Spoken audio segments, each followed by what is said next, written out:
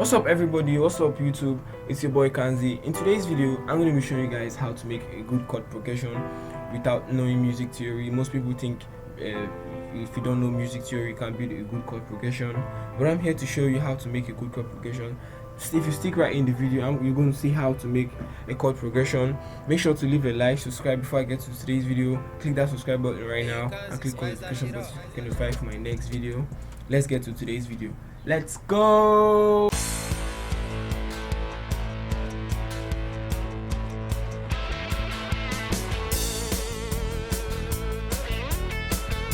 So in today's video I already have a piano by Nexus and I have my sampler.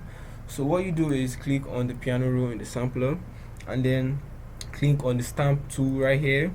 In the stamp tool you can see these are all the MIDI stamp data. We have the chords, we have the scale, and we have the percussion elements.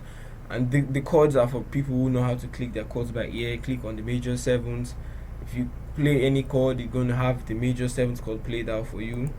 But for the sake of today's video, we're going to talk about the scale, and just of the scale here you really need to know about. You can explore others and see what's best for you. So we'll talk about the major and the Aeolian. The Aeolian is another name for the minor scale. For this tutorial we're going to focus on the Aeolian. So before you click on the Aeolian, make sure you have this only one unchecked. If only one is checked, you're going to have to keep coming back here to select the Aeolian, but we're going to uncheck it and then click on the Aeolian. And then for this video, you can, to start now, for this video I'm going to use the C sharp. You could use anything you want to use. I'm going to use C sharp. What you have to do now is click on every C sharp note there is. Click on this. If you make a mistake, you can drag the bottom note, drag it back to C sharp, and what I'll do is I'll drag everything, expand it so that it's going to help, it's going to be very bold to see. Now when this is done, you open your piano. I have Nexus. I click on the piano roll.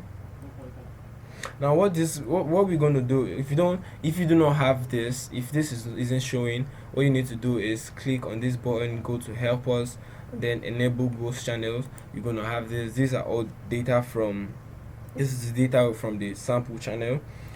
So now you can use the ghost channel as a guide. Now before you do anything, make sure you click on none so that you can have just a chord to play. So I'm going to shorten this. Now before you do any other thing, make sure you use the root note of your chord. Mine was C sharp, so I'm going to be using C sharp. Now once you use C sharp, you can use any part of the highlighted note, but not just any part. What you do is you skip one part of the highlighted note and click on the next one, skip one and click on the next one. So from here you can go ahead and use any of the highlighted note to start your next chord, but some of them wouldn't sound good because it will just be the suspended chord of the scale.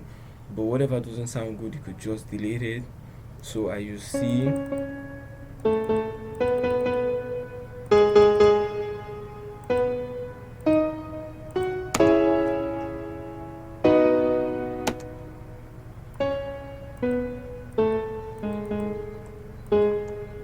click one, leave one, click one, leave one, no, click one.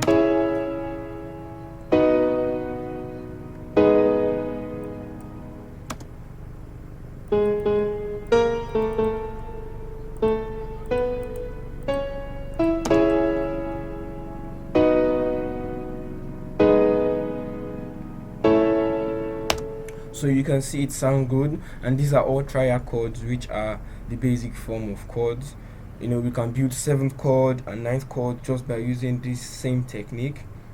What you have to do is just leave one note, click one, leave one, click one, leave one, click one, leave one, click one.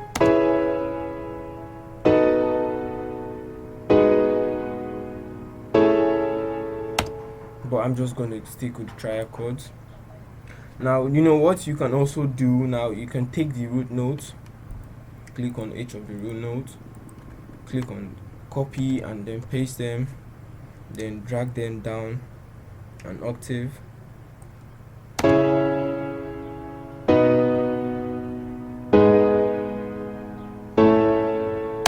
This will give the piano some bass. This will be the bass note, and it will give the piano some, it will make it more full. Just by listening to it, okay, there is something that makes it more full.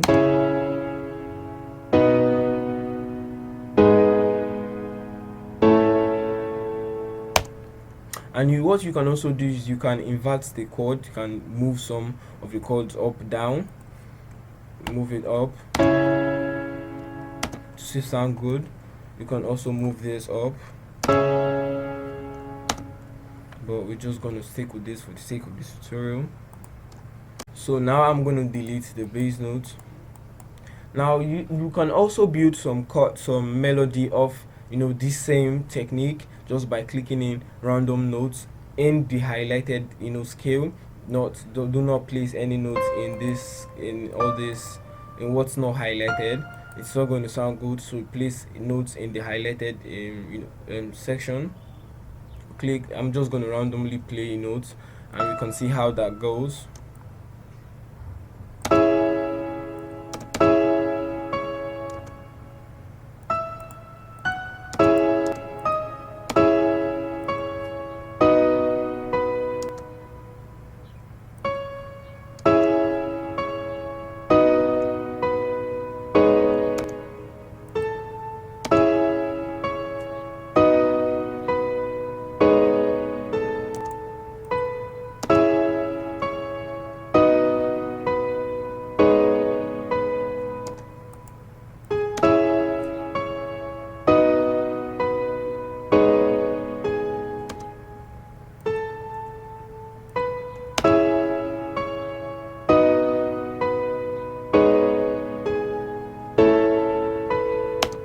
You can definitely spend more time to make it sound good, but you get what I'm talking about. You don't actually need to go crazy about it. Just a little will do. So guys, what I'm trying to say is you do not need music theory to make good beats. All you need to do is follow this simple step, and trust me, you'll be on your way to make wonderful beats. So don't forget to also like, subscribe, and click on that notification button so you can get notified for my next video. Thank you guys for tuning in. See you next time, same channel. Hey, let's go. Hey, you can spice that shit up.